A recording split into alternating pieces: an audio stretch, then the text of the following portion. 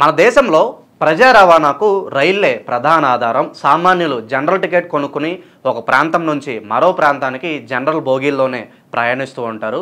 అయితే రైళ్లలో జనరల్ బోగీల సంఖ్య తక్కువగా ఉండడంతో అందులో ప్రయాణించాలంటే ప్రయాణికులకు నిత్యం ఒక యుద్ధమే అని చెప్పాల్సిందే. కిక్కిరిసిపోయి ఉండే జనరల్ బోగీల్లో ప్రయాణం చేయడం అంటే ప్రాణాలతో చెలగాటం ఆడినట్లే. ఇక నరేంద్ర మోదీ ప్రభుత్వం అధికారంలోకి వచ్చిన తర్వాత రైల్వేలను రోజురోజుకు ఇంప్రూవ్ చేస్తూనే ఉంది. రైళ్లలో జనరల్ బోగీల సంఖ్యను తగ్గిస్తున్నారనే వాదన కూడా ఉంది. ఈ నేపథ్యంలో తాజాగా రైల్వే మంత్రి ఒక గుడ్ న్యూస్ అయితే చెప్పడం జరిగింది. జనరల్ బోగీల సంఖ్యను భారీగా పెంచనున్నట్లుగా అశ్విని వైష్ణవ్ ప్రకటించడం జరిగింది. ఢిల్లీలో జరిగిన ఒక కార్యక్రమంలో పాల్గొన్న అశ్విని వైష్ణవ్ దేశంలో రైల్వేల మౌలిక సదుపాయాలపై నరేంద్ర మోదీ ప్రభుత్వం దృష్టి పెట్టినట్లుగా ఆయన వివరించారు. ప్రత్యేక డ్రైవ్ కింద దేశంలో మరో 2500 జనరల్ కోచ్ల తయారీ చేపట్టినట్లు కేంద్ర మంత్రి అశ్విని వైష్ణవ్ వెల్లడించారు.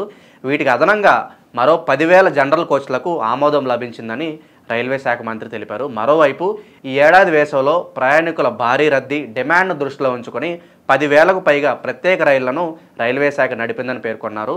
రైల్వేల సేవలు, భద్రత, పరిశుభ్రతను మెరుగుపరిచేందుకు కేంద్ర ప్రభుత్వం నిత్యం కసరత్తు చేస్తుందని ఆయన వివరించడం జరిగింది.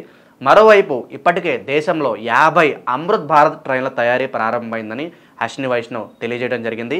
మరో 150 అమృత్ భారత్ రైలు తయారీ ప్రక్రియ దిశగా ప్రయత్నాలు కొనసాగిస్తున్నామని ఆయన వెల్లడించారు. గత ఏడాది 5,300 కిలోమీటర్లు కొత్త ట్రాక్లు నిర్మించి అందుబాటులోకి తీసుకొచ్చామని కేంద్ర మంత్రి స్పష్టం చేశారు. ఈ ఏడాది కూడా 800 కిలోమీటర్ల పైగా ట్రాక్లను నిర్మిస్తామని తెలిపారు. ఇక దేశవ్యాప్తంగా ఉన్న రైల్వే ట్రాకులపై కవచ్ వ్యవస్థను అందుబాటులోకి తీసుకువచ్చే దిశగా చర్యలు వేగవంతంగా కొనసాగుతున్నాయని కేంద్ర మంత్రి వెల్లడించారు.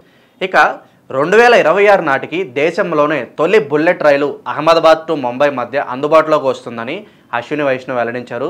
2026 నాటికి తొలి దశ బుల్లెట్ రైలు సిద్ధంగా ఉంటుందని, Ahmedabad to Mumbai high speed rail project నిర్మాణం పొడవు 508 కిలోమీటర్లు అని చెప్పారు.